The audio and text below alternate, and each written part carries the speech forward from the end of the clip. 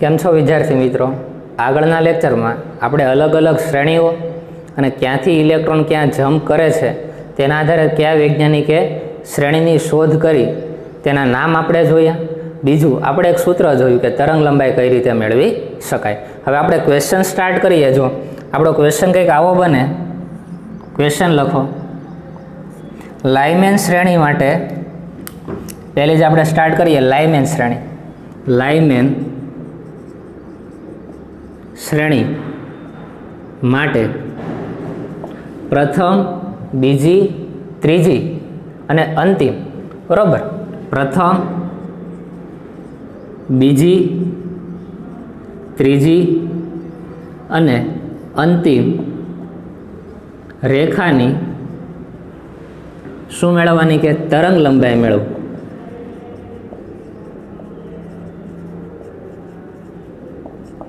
બરોબર.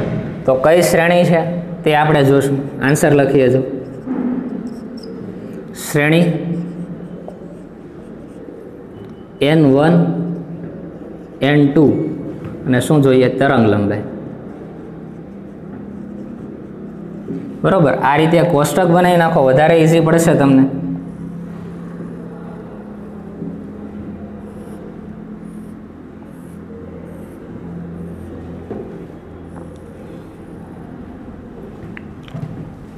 શું કરવાનું છે? જો પ્રથમ રેખા માટે જોવાનું છે. પહેલા પ્રથમ, બીજી, ત્રીજી અને અંતિમ રેખાની તરંગ લંબાઈ મેળવો. તો લાઇમેન શ્રેણી માટે આપણે જોઈએ પ્રથમ રેખા. સારું, મને કહો, જો મેં અહીંયા રાખેલું છે તો લાઇમેન શ્રેણી માટે પ્રથમ રેખા કઈ થાય? તો લાઇમેન શ્રેણી માટે બીજી કક્ષામાંથી ઇલેક્ટ્રોન પહેલી કક્ષામાં આવે એ પ્રથમ રેખા થાય. અને લાઇમેન શ્રેણી માટે N1 તો ફિક્સ જ હોય. કેટલો હોય? 1. તો તમે એમ કહી શકો કે N2 ની વેલ્યુ કેટલી થાય? 2 થાય ને? કેમ કે કોઈ પણ શ્રેણીમાં ઇલેક્ટ્રોનનું સંક્રમણ થાય એ N2 થી N1 માં થાય. જે N2 એટલે ઊંચી ઉર્જા ધરાવતી કક્ષક છે, N1 એટલે નીચી ઉર્જા ધરાવતી કક્ષક છે. તો તમે એમ કહી શકો કે ઇલેક્ટ્રોન જ્યારે બીજી કક્ષામાંથી પહેલી કક્ષામાં જ્યારે સંક્રમિત થાય, બરાબર, સંક્રમણ થાય, ત્યારે જે રેખા મળે એને કેવી કહેવાય? પ્રથમ રેખા કહેવાય. તરંગ લંબાઈ આપણે પછી મેળવશું, પણ પહેલાં આપણે લખી નાખીએ કે ક્યાંથી ક્યાં સુધી ઇલેક્ટ્રોન આવે છે. હવે તમને બીજો ક્વેશ્ચન એવો પૂછ્યો છે કે બીજી રેખાની તરંગ લંબાઈ મેળવો. તો આપણે લખીએ કે બીજી રેખા. તો બીજી રેખા કઈ થઈ? જુઓ તો ત્રીજી કક્ષામાંથી ઇલેક્ટ્રોન પહેલી કક્ષામાં આવે ત્યારે જે શ્રેણી રેખા મળે એને બીજી રેખા કહેવાય. આ કઈ રેખા થઈ ગઈ? બીજી રેખા. તો જો N1 ની વેલ્યુ તો ફિક્સ જ રહે. ઇલેક્ટ્રોન ગમે ત્યાં હોય આવવાનો છે પહેલી કક્ષામાં જ, પણ ક્યાંથી આવશે? તો કે ત્રીજી કક્ષામાંથી. એટલે જો આ તમને કઈ મળી ગઈ? બીજી રેખા. ત્રીજી કક્ષામાંથી ઇલેક્ટ્રોન પહેલી કક્ષામાં આવે, બીજી રેખા મળી. હવે જો ચોથી, આ કઈ થઈ જશે? ત્રીજી રેખા. ચોથી કક્ષામાંથી ઇલેક્ટ્રોન પહેલી કક્ષામાં આવે, ચોથી કક્ષામાંથી ઇલેક્ટ્રોન પહેલી કક્ષામાં આવે ત્યારે કઈ રેખા થાય? ત્રીજી રેખા. બરોબર. અને આપણે લઈએ અંતિમ રેખા. તો અંતિમ રેખામાં ઇલેક્ટ્રોન ક્યાંથી આવતો હોય? તો કે જો આ અંતિમ રેખા થઈ કે અનંત કક્ષામાં રહેલો ઇલેક્ટ્રોન એ પહેલી કક્ષામાં આવે. અનંત કક્ષામાં રહેલો ઇલેક્ટ્રોન એ પહેલી કક્ષામાં આવે ત્યારે જે રેખા મળે તેને આપણે કઈ રેખા તરીકે દર્શાવીએ છીએ? આ રેખાને લાઇમેન શ્રેણીની અંતિમ રેખા કહેવાય. કઈ રેખા કહેવાય? અંતિમ રેખા કહેવાય. બરોબર. હવે જો તમારે તરંગ લંબાઈ જ મેળવવાની, જો N1 ની વેલ્યુ ફિક્સ જ હોય લાઇમેન શ્રેણી માટે, લાઇમેન શ્રેણી N1 ની વેલ્યુ 1 જ રહે. બરોબર. N2 ની વેલ્યુ બદલાય 2, 3, 4 એ રીતે. તો આપણે તરંગ લંબાઈ મેળવીએ. જો N1 ની વેલ્યુ પણ તમારી પાસે છે, N2 ની વેલ્યુ પણ તમારી પાસે છે. તો તરંગ લંબાઈ લેમડા મેળવી શકાય ને? તરંગ લંબાઈ લેમડા મેળવી શકાય. તો મેળવીએ. જો સાવ ઇઝી ગણતરી છે.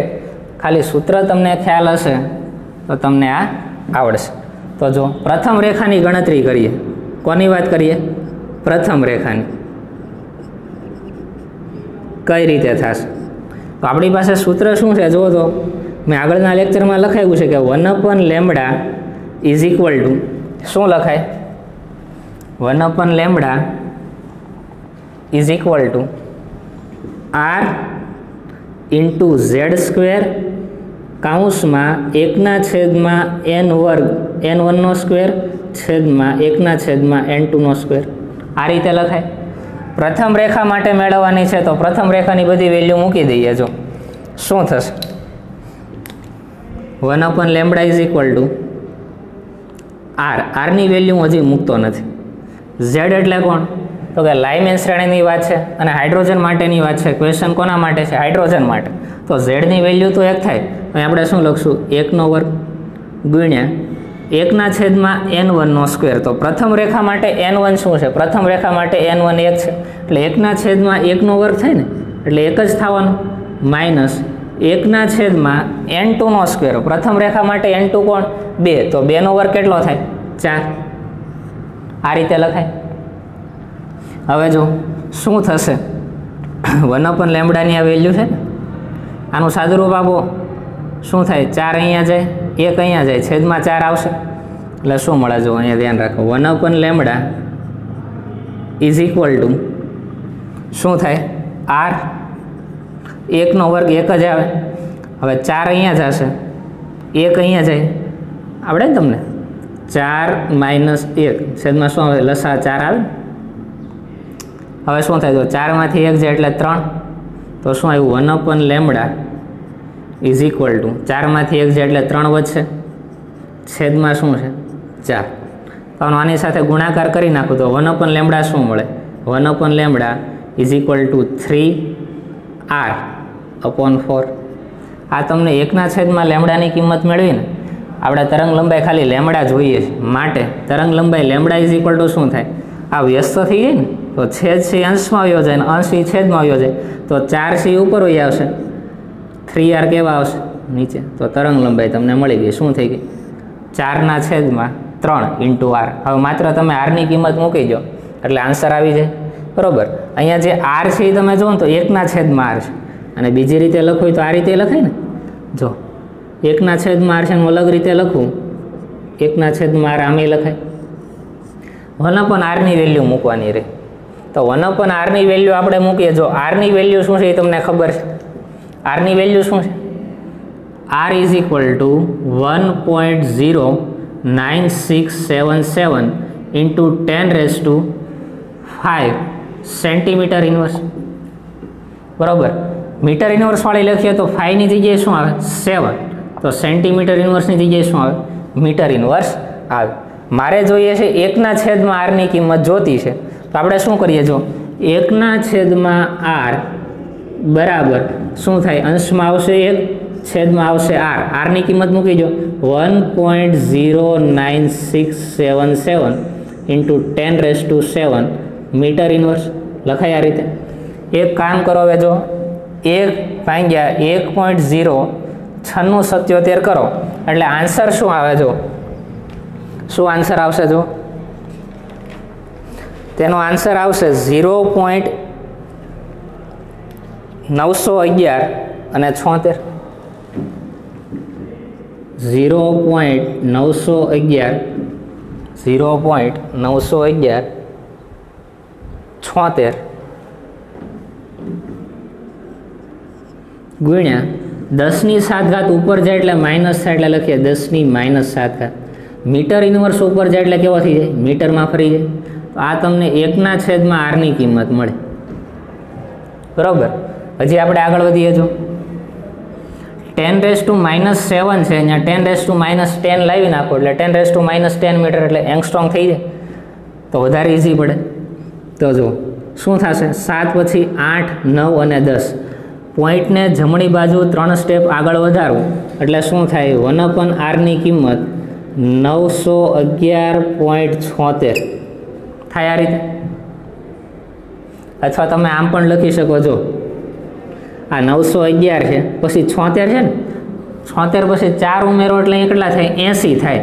એટલે બહુ વધારે ડિફરન્સ નથી. બરાબર. તો અહીંયા 911ની જગ્યાએ હું સીધું 912 મૂકી દઉં તો પણ કાંઈ વાંધો નથી, મૂકી શકાય. બરાબર. આ 176 છે ને, એની જગ્યાએ શું મૂકી દઉં? એ સીધી 2 વેલ્યુ મૂકી દઉં, 912 લખી શકો, કાંઈ વાંધો નથી. પછીના આંકડા આપણે લખતા નથી. તો શું છે? જો 0.912 ગુણ્યા 10⁻7 મીટર છે. મારે અહીંયા 10⁻10 લાવી હોય તો 0 ને છે આ પોઈન્ટ પછી આંકડાને એક ડગલું, બીજું ડગલું ને ત્રીજું ડગલું 3 ડગલા આગળ ખસેડવું એટલે 912 થાય. 3 ડગલા જો જમણી બાજુ આગળ વધે એનો મિનિંગ એમ થાય કે -3 ઘાત થઈ. -7 - 3 કેટલી થાય? -10 ઘાત મીટર. બરાબર. હવે જો 10⁻⁻10 મીટર બરાબર શું લખાય? તો કે 1 એંગસ્ટ્રોમ બરાબર 10⁻⁻10 મીટર લખાય. તો 10⁻⁻10 મીટર જ્યાં દેખાય ને 1 એંગસ્ટ્રોમ મૂકી દઉં તો આના બરાબર તમે શું મૂકશો? 1 એંગસ્ટ્રોમ. તો 1/r એની વેલ્યુ શું થઈ જશે? 912 એંગસ્ટ્રોમ. જો વેલ્યુ તમે યાદ રાખી લો, કારણ કે 1/r બધે આવવાનો છે. બરાબર. 1/r ની વેલ્યુ બધે મૂકવાની છે. તો શું મેળવ્યું? 912 એંગસ્ટ્રોમ. આ એક યાદ રાખી લો, ખાસ યાદ રાખવાનું. 1/r ની વેલ્યુ તમને યાદ હોય તો સીધી તમારે વેલ્યુ મૂકવાની જ રહે. તો જો 1/r મળી ગયો, તરંગ લંબાઈ મેળવી લઈએ. જો લેમડા ઇઝ ઇક્વલ ટુ શું થાય? આપણે દાખલામાં આવીએ પાછા. લેમડા ઇઝ ઇક્વલ ટુ 4/3 ગુણ્યા 1/r. 1/r ની વેલ્યુ છે 912 એંગસ્ટ્રોમ. 912 એંગસ્ટ્રોમ. તો 4/3 કરો, જે આન્સર આવે એને ગુણ્યા 912 કરો. શું આન્સર આવે છે? જો 1214.66. 1214.66 એંગસ્ટ્રોમ. તો જો તમને તરંગ લંબાઈ મળી, પ્રથમ રેખાની તરંગ લંબાઈ શું થાય? 1214.66 એંગસ્ટ્રોમ. ખ્યાલ આવશે? હવે જો આ દાખલો તમને હજી સમજાણો ન હોય તો આપણે હજી બીજા 3 જોવાના છે, એટલે તમને ક્લિયર થઈ જશે. બરાબર. બીજી રેખા માટે શું થાય? પણ એક હવે યાદ રાખવાનું છે કે 1/r is equal two 912 angstrom થાય. બરાબર. વારા ઘડિયાની ગણતરી કરવા નહીં બેસવાની. 1/r ની વેલ્યુ શું થાય? યાદ જ રાખી લેવાની. નોટ કરો, યાદ રાખવાનું છે. 1/r is equal two 912 angstrom થાય. ખાસ યાદ રાખવા. બરાબર. 1/r જ્યાં તમને દેખાય ત્યાં 912 એંગસ્ટ્રોમ મૂકી દેવાનું. બરાબર. હવે જો પ્રથમ રેખાની ગણતરી કરી નાખી, આ જ રીતે હવે આપણે બીજી રેખાની ગણતરી કરીએ. પ્રથમ રેખાની જગ્યાએ આપણે કોની વાત કરીએ? હવે બીજી રેખા. બીજી રેખાની તરંગ લંબાઈ મેળવીએ. બીજી રેખા. બરાબર. બીજી રેખા માટે n1 અને n2 ની વેલ્યુમાં બદલાવ આવશે. તો બીજી રેખા માટેનું સૂત્ર તો આ જ રહેવાનું છે. સૂત્ર મૂકી દો પહેલાં, પછી તમને વેલ્યુ મૂકતા આવડતી હોય તો તમે વેલ્યુ મૂકીને દાખલો ગણી શકો. બરાબર. આ ગણતરી તમારે સાઈડમાં લખી નખાય, તમને ખ્યાલ આવે કે 912 એંગસ્ટ્રોમ કઈ રીતે આવ્યું. હવે જો બીજો ક્વેશ્ચન જોઈએ. બીજી રેખાની તરંગ લંબાઈ ખાલી જગ્યા થાય. તો બીજી રેખા માટે વાત કરીએ તો જો 1/λ ઇઝ ઇક્વલ ટુ r ની વેલ્યુ કોઈ દિવસ પહેલેથી મૂકવાની નહીં. હાઇડ્રોજનની વાત છે એટલે ઝેડની વેલ્યુ એક જ થાય, એ પણ હું મૂકતો નથી. 1/n1 નો સ્ક્વેર. તો બીજી રેખા માટે n1 ની વેલ્યુ કેટલી? 1. તો 1 જ આવશે. માઇનસ 1/n2 નો વર્ગ. n2 ની વેલ્યુ કેટલી બીજી રેખા માટે? 3. તો 3 નો વર્ગ કેટલો થાય? 9. તો 1/9. ખ્યાલ આવશે? હવે જો 9 અહીંયા આવશે, 1 અહીંયા આવશે. 9 ગુણ્યા 1 એટલે 9. તો શું થાય? જો બરાબર r 9 - 1/9. તો શું આવશે? બરાબર r 9 માંથી 1 જાય એટલે 8/9 થાય. આ રીતે આ કિંમત તમને 1/λ ની મળી છે ભાઈ. બરાબર. 1/λ ઇઝ ઇક્વલ ટુ r ગુણ્યા 8/9. હવે હું તમને એમ કહું કે લેમડાની વેલ્યુ શું થાય? સરખું લખીએ જો તમને ગોટાળો ન થાય. 1/λ એની કિંમત તમને શું મળી ફાઇનલ? r ગુણ્યા 8/9 મળી. મારે 1/λ થોડો જોઈએ છે, લેમડા જોતો છે, માટે લેમડા ઇઝ ઇક્વલ ટુ શું થાય? લેમડા ઇઝ ઇક્વલ ટુ આ વ્યસ્ત બનાવી દીધો ને, તો r ની જગ્યાએ શું લખશો? 1/r. 8/9 ની જગ્યાએ શું લખાય? 9/8. r ની જગ્યાએ શું લખાય? 1/r.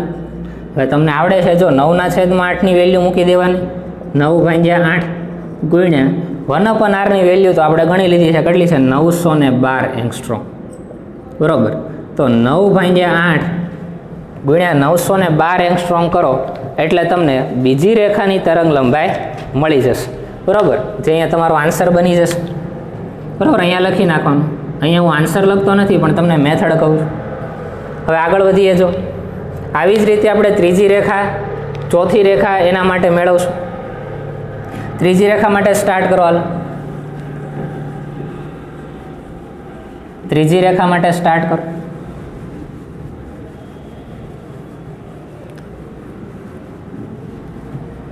સેમ આ જ મેથડ રહેશે ને. હવે હું ડાયરેક્ટ અંતિમ રેખાની ગણતરી કરું છું. કઈ કરું છું? અંતિમ રેખાની તરંગ લંબાઈ. અહીંયા ધ્યાન રાખજો, લાઇમેન શ્રેણી માટે હાઇડ્રોજન પરમાણુ આપ્યો છે. અંતિમ રેખાની તરંગ લંબાઈ ગણીએ. અંતિમ રેખા, લાઇમેન શ્રેણી માટે અંતિમ રેખાની વાત થાય, બરાબર. ઇલેક્ટ્રોન છે N2 માંથી N1 માં જમ્પ મારશે.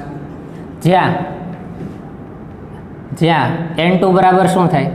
અંતિમ રેખા માટે N2 શું છે જુઓ તો, N2 છે ઇન્ફાઇનાઇટ, એટલે અનંત કક્ષામાંથી ઇલેક્ટ્રોન N1 ની વેલ્યુ શું છે?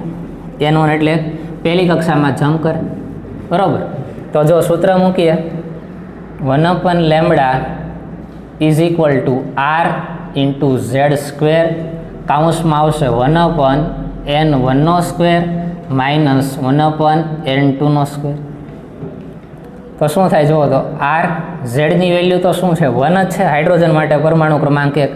તો એને હું લખતો નથી. 1/N1 સ્ક્વેર, N1 સ્ક્વેર શું થાય? 1 વર્ગ થયો, માઇનસ 1/N2 સ્ક્વેર. N2 છે ઇન્ફાઇનાઇટનો સ્ક્વેર, બરાબર. અહીં આપણે મૂકી દઈએ ઇન્ફાઇનાઇટનો સ્ક્વેર, પણ 1/∞ એટલે આન્સર તો 0 આવવાનો છે. એટલે શું થઈ જાય જુઓ તો, R ઇન્ટુ 1/1 એટલે 1 માઇનસ 1/∞ એટલે 0. તો જુઓ તો તમને મળ્યું શું? 1/λ is equal to R. 1/λ is equal to R. તો આના વ્યસ્ત કરી નાખું, જો શું થાય? 1/λ ઇઝ ઇક્વલ ટુ તમને R મળ્યું, તો લેમડા ઇઝ ઇક્વલ ટુ શું મળે? લેમડાને તમે અહીંયા લઈ લો તો 1/R મળે. 1/R ની વેલ્યુ તો સાહેબ આપણે મેળવેલી જ છે. કેટલી છે? 912 એંગસ્ટ્રોમ. તો જુઓ તો તમને આન્સર મળી ગયો. તો અંતિમ રેખાની તરંગ લંબાઈ કેટલી મળશે? અંતિમ રેખાની તરંગ લંબાઈ કેટલી મળી? 912 એંગસ્ટ્રોમ મળી. પ્રથમ રેખાની તરંગ લંબાઈ કેટલી મળી? અહીંયા પ્રથમ રેખા માટે આપણે એમ કીધું λ1 છે, અંતિમ રેખા માટે λ ઇન્ફાઇનાઇટ. તો જો તો પ્રથમ રેખાની તરંગ લંબાઈ 1214.66 એંગસ્ટ્રોમ મળી, જ્યારે અંતિમ રેખાની તરંગ લંબાઈ 912 એંગસ્ટ્રોમ મળી. તો આ એક એક્ઝામ્પલના આધારે તમે એમ કહી શકો કે પ્રથમ રેખાની તરંગ લંબાઈ વધારે છે. જોવો છો ને વેલ્યુ કેવી છે? 1214, જ્યારે અંતિમ રેખાની તરંગ લંબાઈ કેવી છે? 912, ઓછી છે. તો પ્રથમ રેખા અને અંતિમ રેખાની વાત કરવામાં આવે તો હંમેશા તમે એમ કહેશો કે પ્રથમ રેખાની તરંગ લંબાઈ સૌથી વધારે હોય, એટલે લેમડા કેવો હોય? મેક્સિમમ હોય. તો એક નવો પોઈન્ટ આપણને અહીંયા ખ્યાલ આવ્યો. શું લખશો તમે જુઓ, નોટ કરીને ખાસ ધ્યાન રાખજો આ પોઈન્ટ. શું લખશો કે કોઈ પણ તમને શ્રેણી આપે, IMP છે ધ્યાન રાખજો, કોઈ પણ શ્રેણી તમને આપે અને તમને એમ પૂછે કે લેમડા મેક્સિમમ અને લેમડા મિનિમમ મેળવો, તો તમે શું કહેશો? પહેલો પોઈન્ટ, પ્રથમ રેખાની તરંગ લંબાઈ કેવી મળે? સૌથી વધારે મળે. જો પ્રથમ રેખાની તરંગ લંબાઈ 1214 છે, તો સૌથી વધારે મળે એટલે આપણે ઇંગ્લિશમાં કહીએ કે તરંગ લંબાઈ છે સૌથી મેક્સિમમ મળે. શું યાદ રાખવાનું? પ્રથમ રેખાની તરંગ લંબાઈ કેવી હોય? સૌથી વધારે હોય. જ્યારે બીજો પોઈન્ટ આવશે, અંતિમ રેખાની તરંગ લંબાઈ, અંતિમ રેખાની તરંગ લંબાઈ કેવી મળશે? ઓછી. 912 એંગસ્ટ્રોમ જ મળી ને, તો એને આપણે કહીશું લેમડા મિનિમમ. ખ્યાલ આવ્યો? એટલે તમને કોઈ પણ ક્વેશ્ચન પૂછે કે પાર્શ્વન રેખા માટે લેમડા મેક્સ મેળવો, શું પૂછે? પાર્શ્વન રેખા માટે મહત્તમ તરંગ લંબાઈ મેળવો. તમને એમ ન પૂછે કે પ્રથમ રેખાની તરંગ લંબાઈ મેળવો. ક્વેશ્ચન ટ્વિસ્ટ કરે. શું પૂછે? પાર્શ્વન શ્રેણી માટે મહત્તમ તરંગ લંબાઈ મેળવો. મહત્તમ તરંગ લંબાઈ એટલે પ્રથમ રેખાની તરંગ લંબાઈ પૂછી છે. ખ્યાલ આવ્યો? અને એવો પણ ક્વેશ્ચન પૂછે કે પાર્શ્વન શ્રેણી માટે ઓછામાં ઓછી તરંગ લંબાઈ મેળવો. તો ઓછામાં ઓછી તરંગ લંબાઈ કોની હોય? તો કે અંતિમ રેખાની તરંગ લંબાઈ લેમડા મિનિમમ હોય.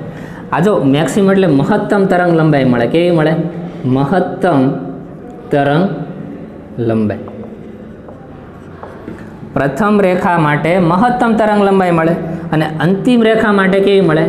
સૌથી ઓછી તરંગ લંબાઈ મળે. કેવી મળે? સૌથી ઓછી તરંગ લંબાઈ. બરોબર.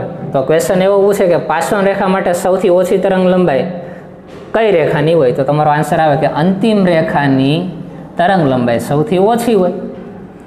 ક્વેશ્ચન એવો પૂછે કે બ્રેકેટ શ્રેણી માટે મહત્તમ તરંગ લંબાઈ મેળવો. તો મહત્તમ તરંગ લંબાઈ કોની મળે? તો કે ઇલેક્ટ્રોન 5મી કક્ષામાંથી 4થી કક્ષામાં જમ્પ કરે એટલે કે આ પ્રથમ રેખા, એની તરંગ લંબાઈ કેવી મળે? મહત્તમ મળે. આ 2 પોઈન્ટ ખાસ યાદ રાખવાના છે. હવે જો પ્રથમ રેખા માટે લેમ્ડા મેક્સ મળે તો તમને ખ્યાલ છે આ રીતે એક સૂત્ર છે, પ્રકાશનો વેગ c = ન્યૂ ઇન્ટુ લેમ્ડા. બરાબર. હવે હું ન્યૂને સૂત્રનો કરતા બનાવું તો ન્યૂ = શું થાય? તો કે લેમ્ડા c ના છેદમાં આવ્યો જાય c/લેમ્ડા. તો આવૃત્તિ અને તરંગ લંબાઈ વચ્ચે વ્યસ્ત સંબંધ થયો ને. આ બંને વચ્ચે કેવો સંબંધ છે? આવૃત્તિ અને તરંગ લંબાઈ એકબીજાના વ્યસ્ત પ્રમાણમાં હોય. તો તમને એવો પણ પ્રશ્ન પૂછે કે પ્રથમ રેખાની તરંગ લંબાઈની જગ્યાએ પૂછે આવૃત્તિ શું હોય? તો આનાથી વિરુદ્ધ થશે કે નહીં થાય? બરાબર. પ્રથમ રેખાની જો તરંગ લંબાઈ છે મેક્સિમમ હોય તો આવૃત્તિ કેવી થઈ જાય? મિનિમમ થાય કે નહીં? કેમ કે એકબીજાનો કેવો પ્રમાણ છે? વ્યસ્ત પ્રમાણ છે. તો લેમ્ડા મેક્સિમમ મળે તો આવૃત્તિ કેવી મળે? મિનિમમ મળે. બરાબર. એવી જ રીતે અંતિમ રેખાની વાત કરીએ તો તરંગ લંબાઈ છે મિનિમમ મળે તો તેની આવૃત્તિ કેવી મળે? મેક્સિમમ મળે. કેમ કે એકબીજાના કેવા પ્રમાણમાં છે? વ્યસ્ત પ્રમાણમાં છે. એટલે આ પોઈન્ટ તમારા માટે ખૂબ મહત્ત્વનો બની જાય છે. બરાબર. કોઈ પણ શ્રેણી માટે પ્રથમ રેખાની જો તમે તરંગ લંબાઈ મેળવતા હો તો હંમેશા સૌથી મેક્સિમમ મળે અને આવૃત્તિ સૌથી મિનિમમ મળે. જ્યારે અંતિમ રેખાની તરંગ લંબાઈ સૌથી ઓછી મળે પણ તેની આવૃત્તિ સૌથી વધારે મળે. આ રીતે પણ તમે લખી શકો. હજી એક સૂત્ર ઉપરથી તમને ખ્યાલ આવી જશે. જો બીજું કયું સૂત્ર? આ બધું તમારે લખવાનું છે. બરાબર. આની પછીનું આપણે સૂત્ર જોઈએ. જો આપણે કંઈક આ રીતે પણ સૂત્ર લખીએ છીએ કે ઉર્જા તફાવત ડેલ્ટા E = શું થાય? ઉર્જા hν. બરાબર. ન્યૂની વેલ્યુ શું થાય? ન્યૂ = શું લખાય? c/લેમ્ડા. તો અહીંયા હું ન્યૂની વેલ્યુ મૂકી દઉં તો ડેલ્ટા E = hc/લેમ્ડા થાય. તો જુઓ તો ઉર્જા E અને તરંગ લંબાઈ એની વચ્ચે કેવો સંબંધ છે? વ્યસ્ત પ્રમાણમાં છે ને.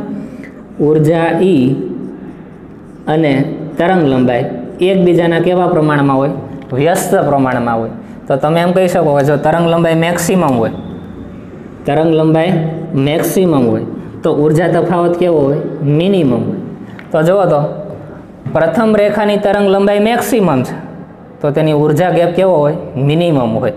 તો હજી એક પોઈન્ટ આપણી પાસે આવી જાય કે ડેલ્ટા E કેવો બને? મિનિમમ હોય. અને અહીંયા શું થઈ જશે? અહીંયા શું થઈ જશે? ડેલ્ટા E મેક્સિમમ હોય. બરાબર. આજે આગળના પોઈન્ટ થઈ ગયા. આ મિનિમમ થશે, આ કેવો થશે? મેક્સિમમ થશે. તો જો પ્રથમ રેખાની ઉર્જા કેવી હોય? પ્રથમ રેખા એટલે આ થઈ ને, તેનો ઉર્જા તફાવત જુઓ તો બહુ ઓછો હોય ને. પણ અંતિમ રેખાની વાત કરો તો ઉર્જા તફાવત જો બહુ મોટો થઈ ગયો, ઉર્જા ગેપ બહુ વધારે છે. જો આની ઉર્જા 0 હોય, ઇન્ફાઇનાઇટની ઉર્જા 0 હોય, પહેલી કક્ષાની ઉર્જા હાઇડ્રોજન માટે -13.6 હોય, તો આની વચ્ચે ઉર્જા તફાવત 13.6 થાય. અહીંયા કેટલો થાય? આપણે 10 પોઈન્ટ કંઈક સમથિંગ આવતો. તો તમને ખ્યાલ હોવો જોઈએ. જો આ પોઈન્ટ મહત્ત્વનો છે કે પ્રથમ રેખાની તરંગ લંબાઈ હંમેશા મોટી જ મળે તો પ્રથમ રેખાની આવૃત્તિ સૌથી ઓછી જ મળે અને પ્રથમ રેખાનો ઉર્જા તફાવત સૌથી ઓછો જ હોય. કારણ કે તરંગ લંબાઈ અને ઉર્જા બંને એકબીજાના વ્યસ્ત પ્રમાણમાં છે. એવી જ રીતે અંતિમ રેખાની તરંગ લંબાઈ છે ઓછી જ હોય, મિનિમમ, તો આવૃત્તિ મેક્સિમમ થાય. પણ લેમ્ડા મિનિમમ હોય તો ઉર્જા કેવી હોય? મેક્સિમમ હોય. એ તમને આ સૂત્રની મદદથી ખબર પડે કે ઉર્જાનો તફાવત એ તરંગ લંબાઈના વ્યસ્ત પ્રમાણમાં હશે. તો આ એક ક્વેશ્ચન આપણે કમ્પ્લીટ કર્યો કે લાઇમેન શ્રેણી માટે પ્રથમ રેખાની તરંગ લંબાઈ અને અંતિમ રેખાની તરંગ લંબાઈ શું હોય? આ પ્રથમ રેખાની તરંગ લંબાઈ મેક્સિમમ હોય, અંતિમ રેખાની તરંગ લંબાઈ મિનિમમ હોય. આવૃત્તિમાં પણ ખ્યાલ આવ્યો, ઉર્જા તફાવતનો પણ ખબર પડશે. હવે આના ઉપરથી હું તમને બીજો ક્વેશ્ચન આપું છું, એ હોમવર્કમાં કરવાનો છે. ક્વેશ્ચન લખો, હાઇડ્રોજન પરમાણુ માટે આમાંથી કોઈ પણ એક શ્રેણી લઈ લો. ક્વેશ્ચન કંઈક બનાવીએ આ રીતે. હાઇડ્રોજન પરમાણુ માટે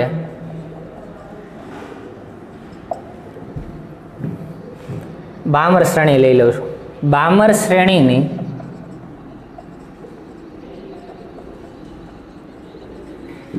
બીજી રેખાની તરંગ લંબાઈ મેળવો. બીજી રેખાની તરંગ લંબાઈ મેળવો. તો પાછું આપણે અહીંયા ધ્યાન રાખવું પડશે. બામર શ્રેણીમાં ભાઈ આવો બીજી રેખા એટલે કઈ? આ ક્વેશ્ચન તમને સોલ્વ કરાવી દો. બરોબર, બામર શ્રેણીની બીજી રેખા એટલે કઈ? જો આ પહેલી રેખા થઈ, આ કઈ થઈ ગઈ? બીજી રેખા. તો જો બામર શ્રેણીમાં ઇલેક્ટ્રોન, આપણે અહીં આન્સર લખીએ. બામર શ્રેણી માટે N1 ની વેલ્યુ શું હોય?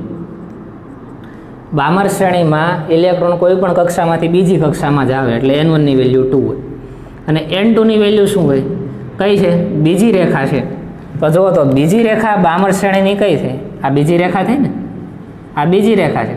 તો ઇલેક્ટ્રોન છે ચોથી કક્ષામાંથી જમ્પ કરીને બીજી કક્ષામાં આવે છે. તો N2 ની વેલ્યુ શું આવશે? 4. હવે તો તમને આન્સર આવડી જશે ને. ઇલેક્ટ્રોન છે N2 માંથી N1 માં જમ્પ કરતો હોય એટલે કે ઇલેક્ટ્રોન છે અહીંયા ચોથી કક્ષામાંથી બીજી કક્ષામાં જમ્પ કરે છે. તો હવે જો સૂત્ર મૂકી દઉં છું, આન્સર તમે લાવી નાખજો. હાઇડ્રોજન પરમાણુ એટલે Z, બરોબર, ઝેડની વેલ્યુ એક જ થાય. 1/λ is equal to R into Z square 1/N1 square minus 1/N2 square. બરાબર, N1 ની વેલ્યુ 2 છે, N2 ની વેલ્યુ 4 છે. સાદુરૂપ અને લસા મેળવતા તમને આવડવો જોઈએ. 10મા ધોરણની અંદર તમે ભણી ગયા છો. અહીંયા જે લેમડા મળે એ તમારે મૂકી દેવાનો, વ્યસ્ત કરવો પડશે. R ની વેલ્યુ શું છે? 1/R 912 angstrom. યાદ રાખજો ખાસ. અને R ની વેલ્યુ ત્યાં સુધી નહીં મૂકવાની જ્યાં સુધી બીજા પદોમાં સાદુરૂપ થતું હોય. R ની વેલ્યુ છેલ્લે જ રાખવાની. બરાબર, પહેલેથી તમે R ની વેલ્યુ મૂકી દેશો તો વારાઘડીએ ગોટાળો થયા કરશે. આ વારાઘડીએ 912 ને ગુણવા પડે. એટલે અમુક અહીંયા જે R ની વેલ્યુ છે છેલ્લે સુધી, જ્યાં સુધી જરૂર ન પડે ત્યાં સુધી મૂકવાની નહીં, છેલ્લે જ R ની વેલ્યુ મૂકવાનું પસંદ કરવું. બરાબર, તો આ રીતે તમને આ અલગ અલગ શ્રેણીઓમાં કોઈ પણ ક્વેશ્ચન પૂછી શકે. બરાબર, એમ પૂછે કે પાસવન શ્રેણીની પ્રથમ રેખાની તરંગ લંબાઈ મેળવો. બરાબર, પાસવન શ્રેણીની 8મી તરંગ લંબાઈ મેળવો. બરાબર, કોઈ પણ ક્વેશ્ચન પૂછી શકે. હજી હું તમને મેળવતા શીખવાડીશ કે તમને એમ કીધું કે બીજી રેખા છે. બરાબર, બીજી રેખા હોય તો ક્યાંથી ક્યાં સુધીની હોય એક સૂત્રની મદદથી તમે મેળવી શકશો.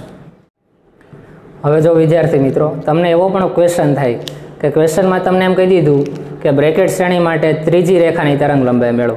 હવે આ થોડું આપણે બધી વખત દોરવા જવાના છીએ. બરાબર, એવું તો ન થાય, આમાં સમય બહુ બગડે. તો તમને ખ્યાલ આવી જવો જોઈએ કે કઈ કક્ષામાંથી ઇલેક્ટ્રોન કઈ કક્ષામાં આવે છે. એના માટેનું એક સૂત્ર તમારે યાદ રાખવું પડે. પણ પહેલાં તમને આ જે બધી શ્રેણીઓ છે એના N1 ની વેલ્યુ પહેલાં ખ્યાલ હોવી જોઈએ. N1 ની વેલ્યુ તો બધા માટે ફિક્સ જ હોય. બરાબર, હવે જો એક પછી એક જોઈએ. આપણી પાસે પહેલી શ્રેણી કઈ આવતી હતી? L, લાયમન શ્રેણી. બરાબર, લાયમન શ્રેણી માટે N1 ની કિંમત શું છે? 1 છે. બરાબર, આ તો તમને ખ્યાલ છે. બીજી શ્રેણી છે બામર શ્રેણી. બામર શ્રેણી, બામર શ્રેણી માટે ઇલેક્ટ્રોન કઈ કક્ષામાં આવે છે? બીજી કક્ષામાં આવે છે. એટલે બામર શ્રેણી માટે N1 ની વેલ્યુ 2 થઈ. પાસવન શ્રેણીની વાત કરીએ. પાસવન શ્રેણી એના માટે N1 ની વેલ્યુ કેટલી છે? 3. આગળ આપણે ચાર્ટ બનાવ્યો એમાં ખ્યાલ જ છે. બ્રેકેટ, બ્રેકેટ માટે N1 ની વેલ્યુ કેટલી છે? 4. પછી હુંડની વાત કરીએ. હુંડ શ્રેણી માટે N1 ની વેલ્યુ કેટલી છે? 5. બરાબર, હવે તમને ક્વેશ્ચનમાં એમ પૂછે કે 5મી રેખાની તરંગ લંબાઈ મેળવો, 10મી રેખાની તરંગ લંબાઈ મેળવો, 10મી કે 15મી રેખાની તરંગ લંબાઈ મેળવો. હવે આ થોડું તમે દોરવા બેસો બધા માટે. એક સૂત્ર યાદ રાખો તો ઇઝીલી યાદ રહી જાય. જો આ રીતે કંઈક સૂત્ર છે. રેખાની સંખ્યા અથવા તો રેખાનો ક્રમ, પ્રથમ રેખા છે, બીજી રેખા છે, ત્રીજી રેખા છે, is equal two N2 - N1. બરાબર. રેખાનો ક્રમ is equal two n2 - n1. આ યાદ રાખશો એટલે તમને કોઈ પણ શ્રેણીમાં ક્યાંથી ક્યાં ઇલેક્ટ્રોન આવે છે તમને ખ્યાલ આવી જશે. એક એક્ઝામ્પલ આપું છું.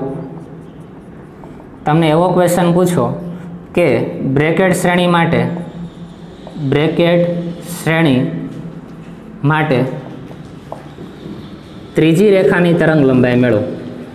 ત્રીજી રેખાની તરંગ લંબાઈ મેળવો.